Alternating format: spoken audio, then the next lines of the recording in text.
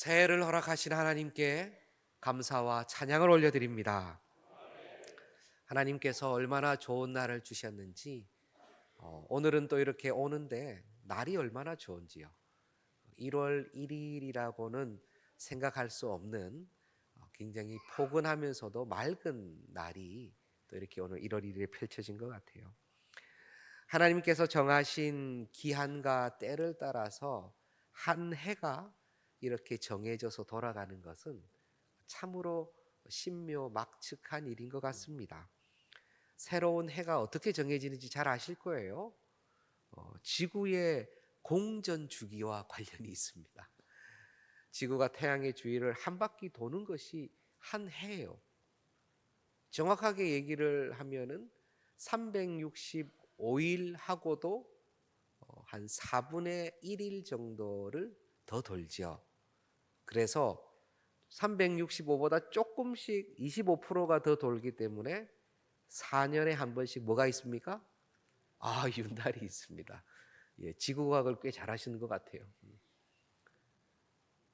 1년이 365일로 이렇게 한 해가 정해져 있어서 돌아가는 것이 저는 가만히 생각을 해보면 참 신기합니다.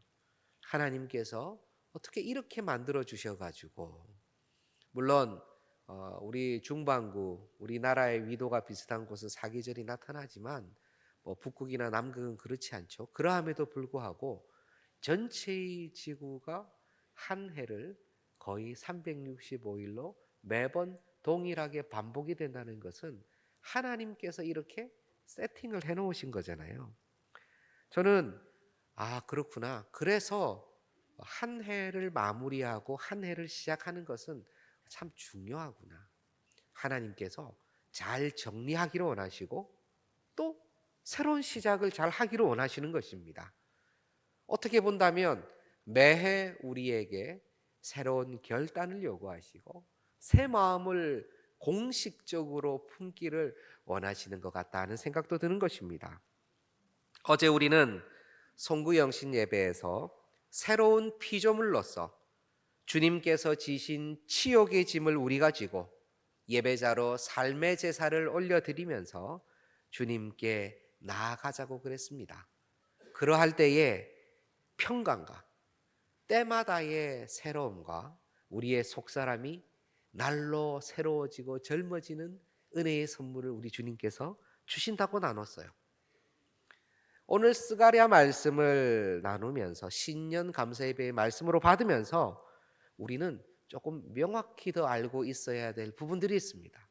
그것은 바로 우리가 지금 은혜의 시대에 있다는 것입니다. 스가랴 8장 9절을 보았는데 지금은 스가랴 8장 11절에서 12절의 말씀을 한번 제가 보겠습니다. 만군의 여호와의 말씀이니라. 이제는 내가 이 남은 백성을 대하기를 옛날과 같이 아니할 것인즉 곧 평강의 씨앗을 얻을 것이라. 포도나무가 열매를 맺으며 땅이 산물을 내며 하늘은 이슬을 내리리니 내가 이 남은 백성으로 이 모든 것을 누리게 하리라. 아멘. 너희의 손을 강하게 견고히 할지어다 하고 나서 우리 하나님께서 쭉 설명을 해주시는데, 이제는 내가 이 남은 백성을 옛날과 같이 대하지 아니할 거야 라고 말씀을 해주세요. 그럼 그전에는 어떻게 대하셨기로 우리 하나님께서 이렇게 말씀을 하실까요? 역사를 조금 살펴볼 필요가 있습니다. 바빌론이 굉장히 융성하여서 유대, 이스라엘 다 잡아가지고 들어가죠. 70년을 거기서 속국으로서 종살이를 그쪽에서 하게 됩니다. 그런데 바빌론이 교만하여 가지고 그 정치와 경제가 내부적으로 다 무너졌어요. 그래서 안쪽에서 굉장히 허물어졌기 때문에 이 페르시아의 고레스라는 왕이 1939년 주전입니다. 주님 오시기 전 BC 539년에 바벨론으로 쳐들어가는데요. 거의 무혈입성을 했어요. 바벨론에 있던 사람들이 고레스가 쳐들어오니까 어서 오세요. 안 그래도 힘들어 죽겠어요. 와가지고 그냥 다 당신이 잘 통치해 주십시오. 이렇게 된 것이에요. 고레스 왕 들어보셨죠? 키루스로 하기도 하고 세계 역사에도 나오지만 성경에서는 굉장히 중요한 인물이죠. 고레스가 539년에 이렇게 바벨론 전체를 다 얻고 무혈 입성을 한 다음에 주전 538년, BC 538년에 모든 이방 족속들 함께 있었던 모든 나라들은 본국으로 돌아가도 된다라는 칙령을 내려요. 이것이 중요한 칙령이죠. 그때에 이 스가랴 선지자가 바벨론에서 태어났었거든요. 제사장의 자녀입니다. 이때에 세스바살의 지휘 아래 고향으로 돌아오게 됩니다. 1차로 돌아온 것이죠. 바벨론 포로에서 돌아온 이스라엘에게 가장 먼저 해야 할 일은 우리 주님께서 여호와 하나님께서 성전을 짓도록 하셨습니다.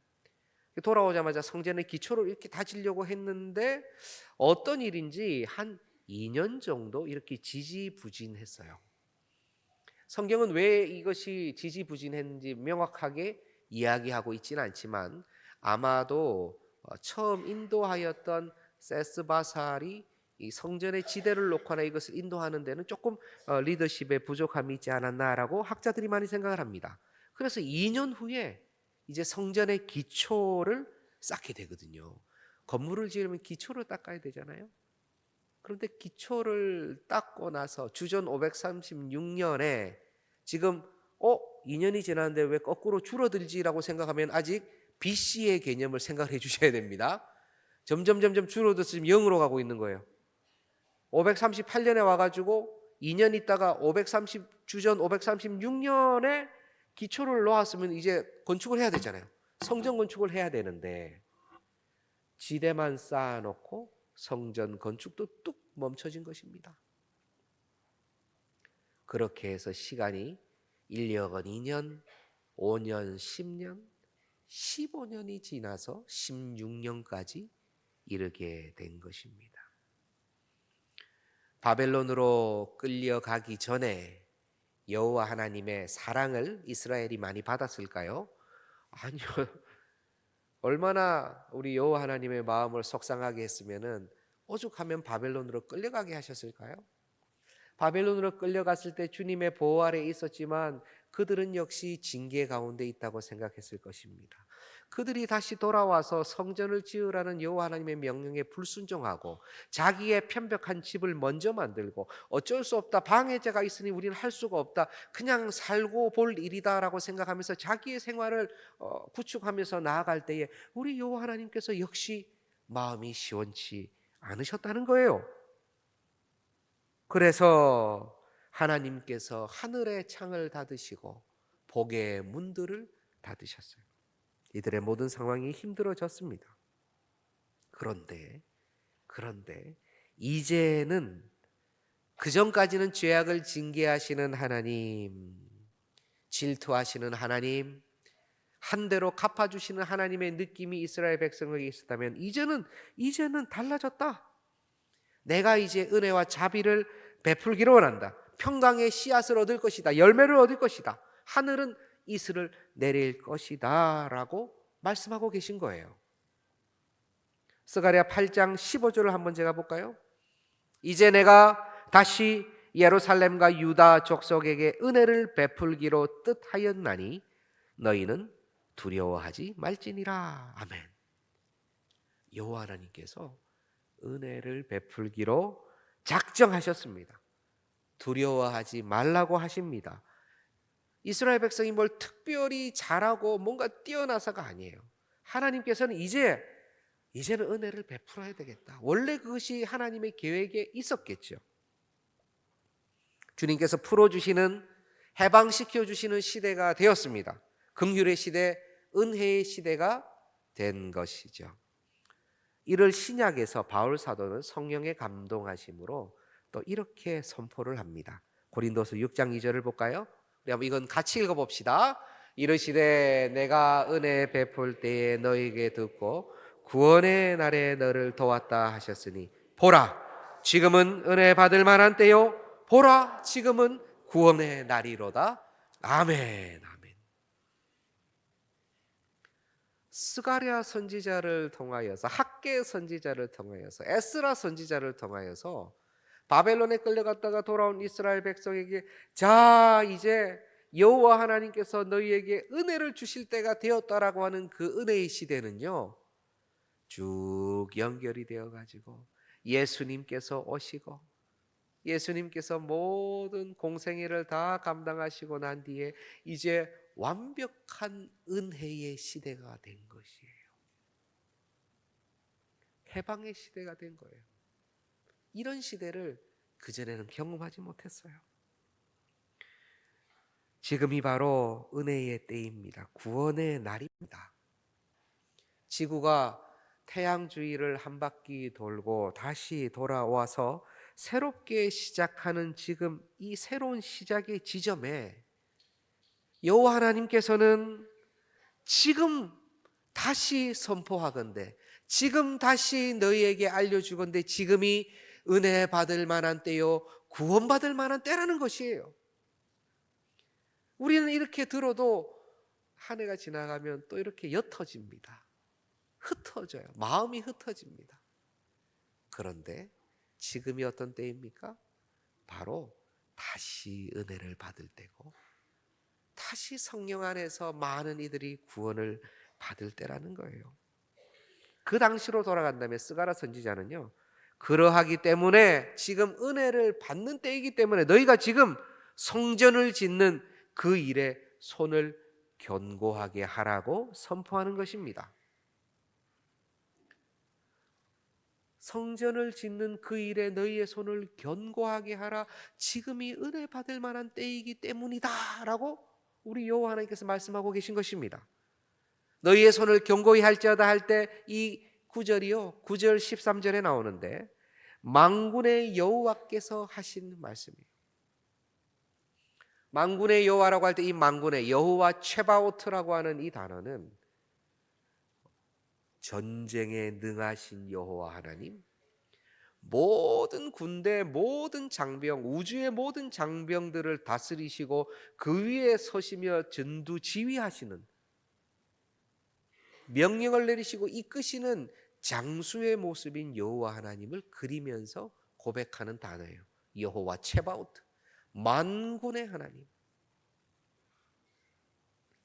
그 만군의 하나님께서 너희의 손을 견고히 할지어다 할 때 견고히 하다라는 이 하작이라는 이 단어는요, 어려운 단어가 아닙니다. 강하게 하다라는 의미예요. 너희의 손을 강하게 해라. 영어 번역가 be strong, 강해져라, 강하게 만들어져라.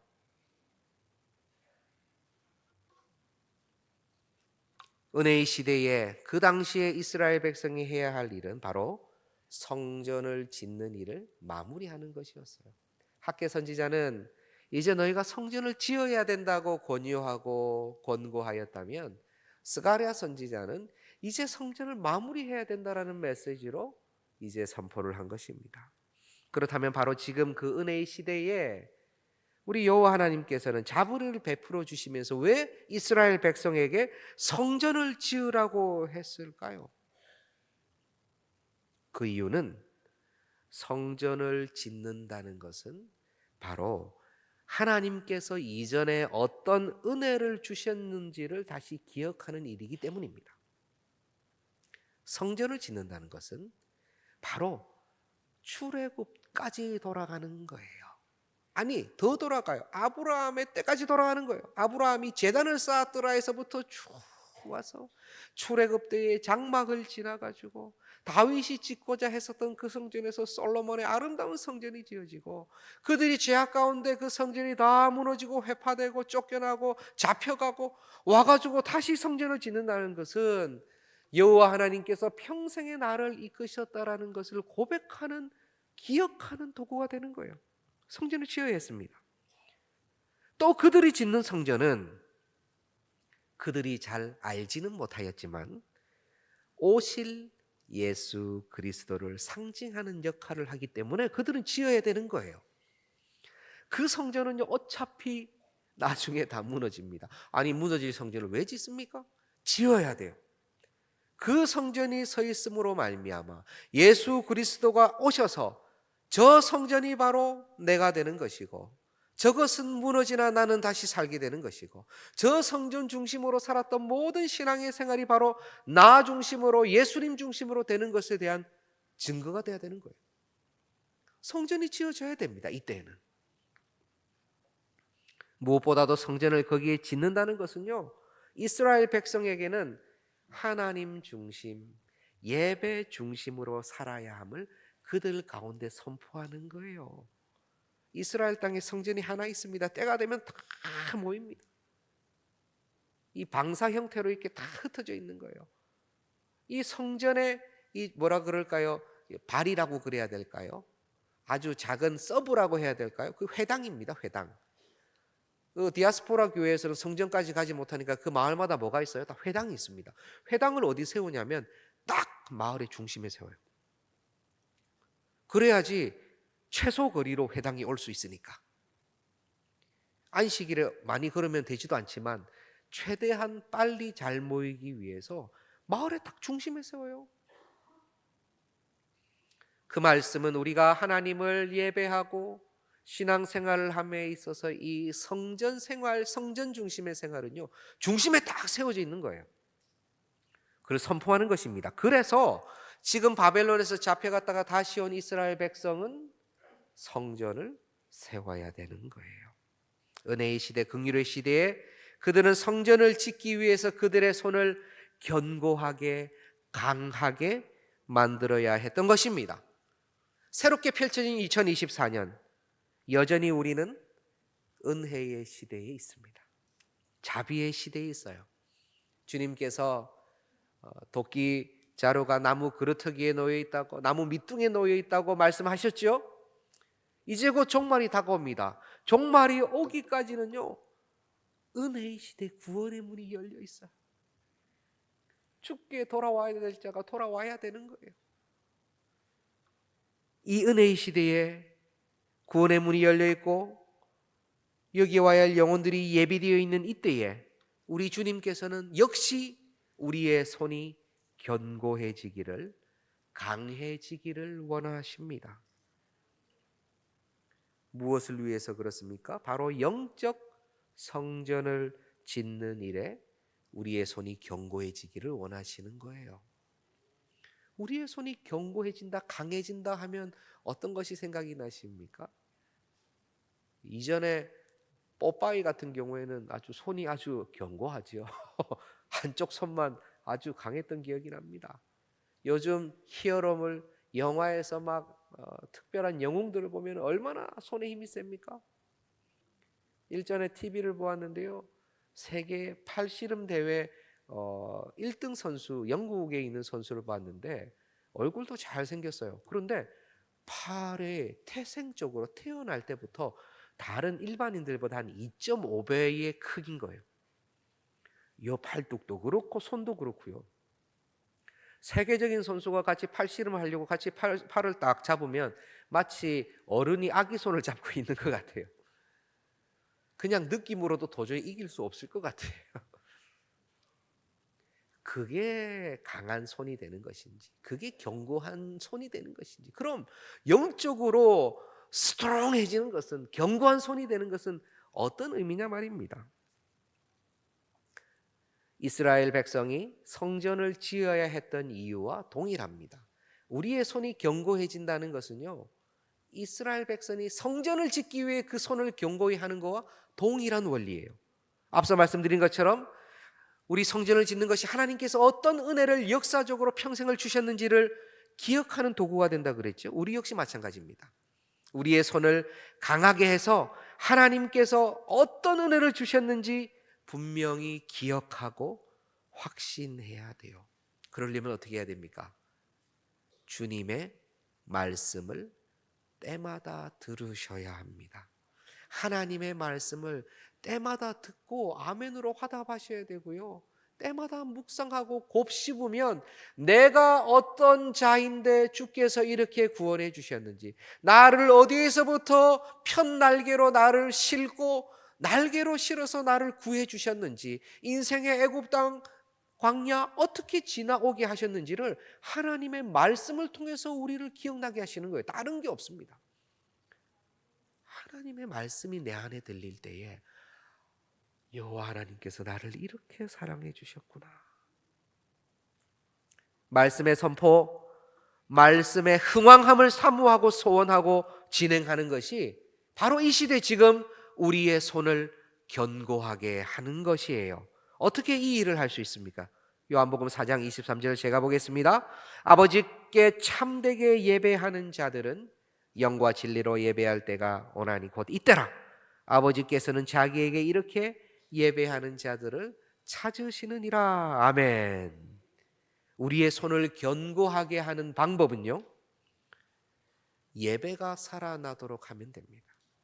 말씀 교육이 살아나도록 하면 돼요. 말씀 훈련을 우리가 열심히 하고 활성화시키면 돼요.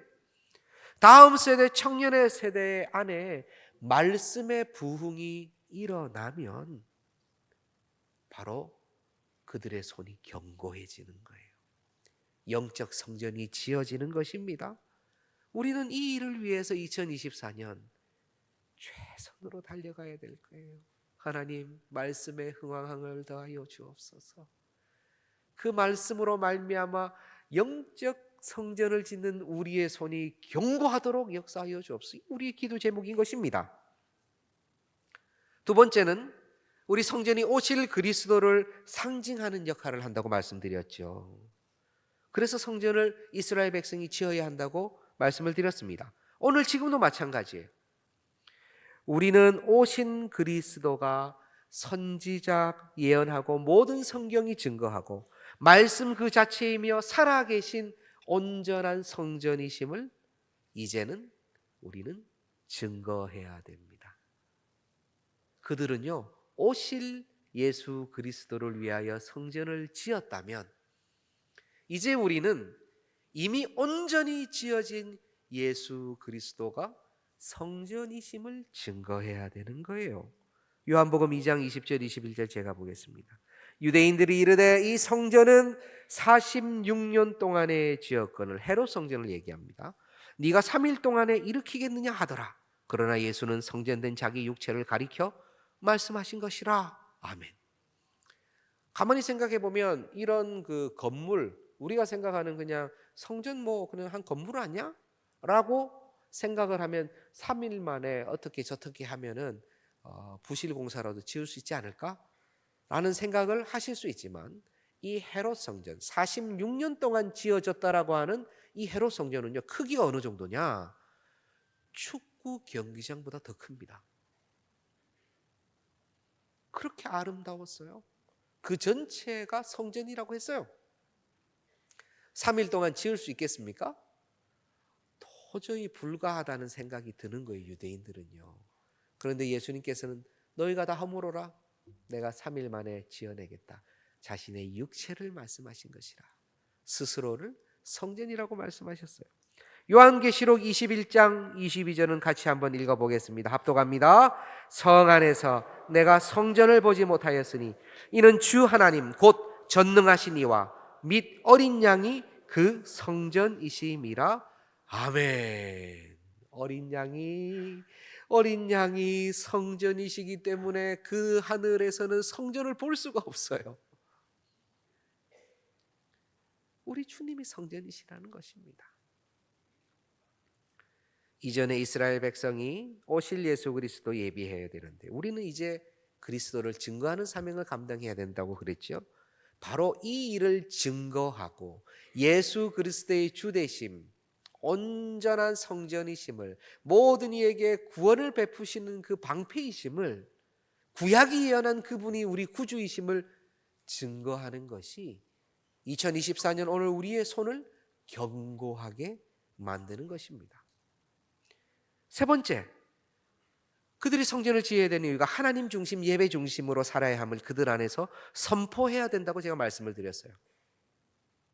오늘 우리는 역시 이 입장에서 동일합니다. 구약 백성에게는 성전을 중심으로 모여 살아야 했죠.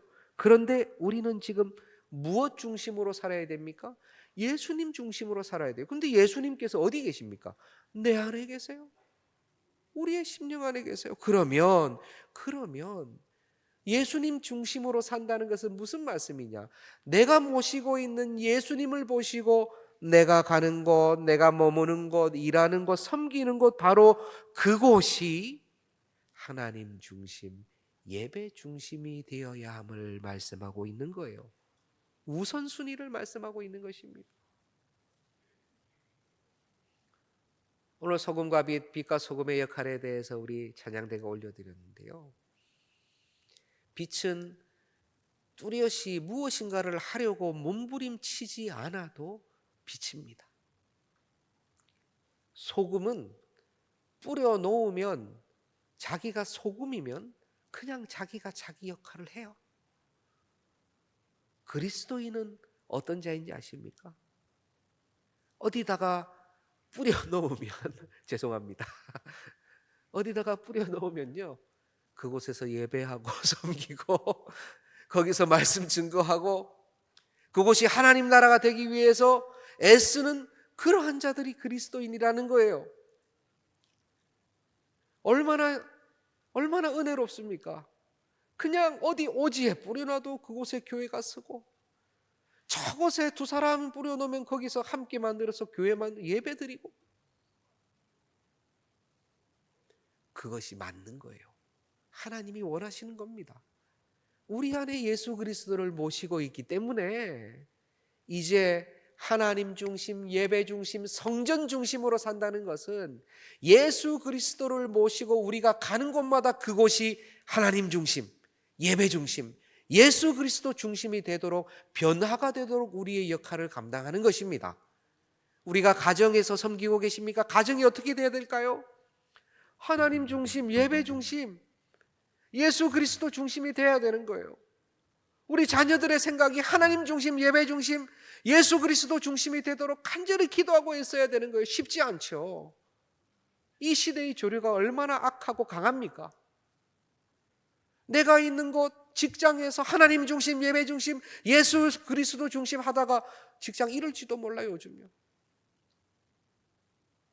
얼마나 지혜롭게, 얼마나 선량하게, 얼마나 순전하게 예수 그리스도 중심으로 살아내야지 그곳이 조금씩 바뀔 수 있을까요? 저는 하나님께서 그 지혜와 은혜를 사랑하는 동산의 모든 영가족들에게 허락해 주실 것이라고 확신합니다. 우리 주님은 지금 원하십니다. 제자로서, 군사로서의 삶을 우리에게 원하십니다. 주님께서 사랑하시는 동산의 권성 여러분, 우리 주님께서는요, 우리 동산 교회에게 한 명 한 명 주님의 제자들, 주님의 자녀들이 손이 견고하여지고 강하여지기를 소원합니다. 이 견고함은 우리 안에서 예배가 살아나는 일에, 그리스도를 증거하는 일에, 삶의 제사로서의 우선순위가 명확히 되는 것으로 올해 나타나기를 저는 간절히 소원합니다. 그것이 우리의 손이 견고해지는 거예요. 우리의 손이 강해지는 거예요. 우리의 손이 견고하고 강하면요, 무엇이든 할 수가 있습니다. 물론 이것이 우리에게는 큰 짐이 될 수 있어요. 항상 교회 가면 무엇 해야 된다, 뭐 열심히 해야 된다, 최선을 다해야 된다. 맞는 말씀인데, 야, 이거 참 무겁다 생각할 수가 있지요. 어려운 과업처럼 보일 수 있습니다.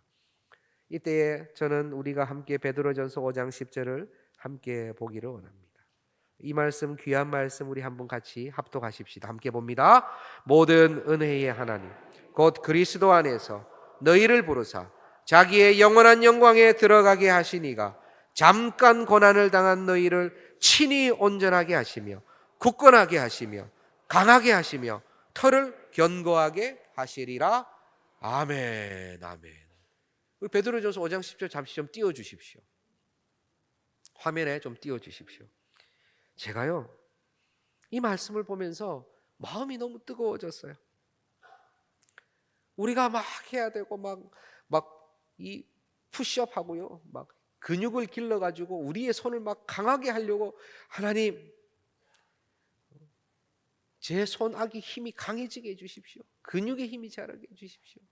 예배 주님 앞에서 드린 것 최선을 다하게 해주시고 증거하는 일에 그냥 다 바쳐서 나가게 해주세요. 힘들지만 그래도 어떻게든, 어렵지만 그래도 어떻게든, 뭐 이런 생각을 하고 있을 때에 모든 은혜의 하나님 곧 그리스도 안에서 우리를 부르사 당신의 영원한 영광에 들어가게 하신 은혜의 하나님께서는요, 잠깐 고난을 당한 우리들, 이 땅에서 애쓰고 힘쓰고 핍박받고 예수님 믿는 것 때문에 마음대로 하지 못하고 휴일날, 쉬는 날, 주일날 다 산으로 들러 쉬고 교제하고 충전하고 회복할 때에 교회에서 식당 봉사하고 주차 봉사하고 자녀들 가르치고 애쓰고 힘쓰고 봉사하고 증거하는 것으로 잠깐 고난을 당하고 있는 너희를 친히라고 할 때 저는요, 학원에서 이렇게 가르치죠. 친히 여기에 동그라미 하세요. 동그라미. 여기에 동그라미를 하고 싶어요. 표시를 하고 싶어요. 친히, 퍼스널리 우리 하나님께서 온전하게 해주신다는 것입니다. 굳건하게 해주신다는 거예요. 우리 주님께서 친히 강하게 해주십니다. 주님께서 직접 터를 견고하게 해주세요. 주체가 주님이십니다. 주어가 하나님이세요. 원래 우리가 했던 것이 아니었어요. 다 하나님께서 역사해 주셨고 하나님께서 힘 주셨고 하나님께서 그 열매까지도 보일 수 있도록 다 베풀어 주셨어요. 우리는 무엇을 한다고 어깨를 들썩이며 힘을 내며 내가 가서 한번 애쓰리, 내가 한번 헌신하리 좋은 마음이고 귀한 마음이지만 하나님이 그 장을 열어주시지 않으면 그것이 가능합니까? 하나님께서 우리에게 힘 주시지 않으면 걸어갈 힘이라도 있습니까? 안방에서 바깥으로 나아갈 수 있는 힘도 주님 주셔야지 나갈 수 있는 거예요. 우리는 그저 소원하면 됩니다. 우리가 하나님이 이루시는 그 역사 가운데 해야 될 일은 간절히 바라는 거예요. 간절히 바라지 않는 게 문제예요. 간절히 바라야 돼요. 하나님, 예수님의 이름이 증거되기를 원합니다. 우리의 예배가 살아나기를 원합니다. 우리의 기도를 통해서 말씀의 흥황함을 통해서 죽었던 영혼들이 벌떡벌떡 일어나고 믿지 않던 영혼들이 이게 무슨 소린가 싶어서 예배당으로 찾아오고 마음에 우리의 소원함이 있어야 돼요. 그리고 한 걸음만 내딛으시면 돼요. 한 소절의 기도로 시작하시면 돼요. 일단 움직이면 돼요. 그 순간, 어느 순간 주님께서 나의 손을 견고하게 하신 것을 보게 될 거예요. 어느 순간, 어느 사이엔가 우리 동산교회의 손이 견고해져 있음을 우리들이 보게 될 거예요. 만군의 여호와, 여호와 체바오트, 전쟁에 능하시고 모든 세상에 이기는 것들의 이김이 되시는 우리 하나님께서 2024년 주님께서 사랑하시는 동산의 모든 권석 한 분 한 분과 가정뿐만이 아니라 우리 동산교회 안에 이 놀라운 일을 이루실 것이라 확신합니다. 우리 신년 감사 예배를 드리며 이 소망으로 가득 채워지는 은혜를 누리시기를 바랍니다. 이 시간 우리 한번 같이 기도하는 시간을 갖겠습니다.